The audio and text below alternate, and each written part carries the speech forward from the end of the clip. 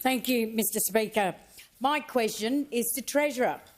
Treasurer, how has the Albanese Labor government begun the task of getting the budget back on track in its first 12 months, and how will it continue to strengthen the nation's finances for the benefit of all Australians? Great question. Give the call to the Treasurer. Thanks very much, Mr Speaker. Thank you to the member for Lingari for her question, and also for the characteristically wise contribution you made to the debate earlier on today as well.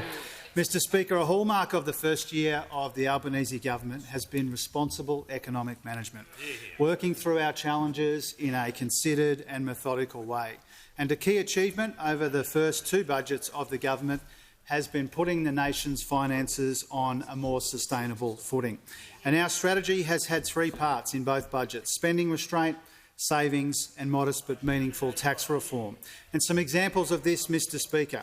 Over two budgets, we banked 87% of the upward revision to revenue compared to the 40% banked by those opposite, the 30% banked by the Howard-Costello government. Real spending growth in the budget averaging just 0.6% on average over the forward estimates. We found $40 billion of savings and reprioritisations over two budgets compared to precisely $0 in the March 22 budget handed down by those opposite. The net spend in our budget this time around was half as big as the last budget handed down by those opposite.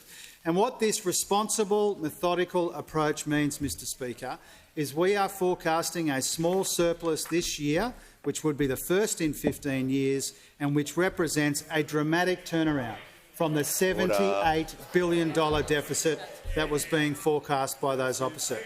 We have more than halved the cumulative deficits over the forward estimates, and we are reducing the forecast debt by around $300 billion over the decade. And this means that we avoid about $83 billion in interest costs alone.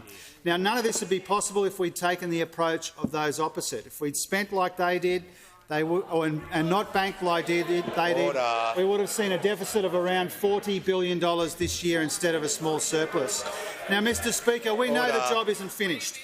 We know that there's more to do. It will take more than two budgets. It will take more than one parliamentary term to clean up the mess that we inherited that was left to us by those opposite. And we know that a stronger budget isn't an end in itself. We weren't flogging back in black mugs on budget night like those opposite, because we know it's a foundation for the support that we want to give people who need it, a foundation for our investments in the future growth of our economy, and as a buffer against international uncertainty as well.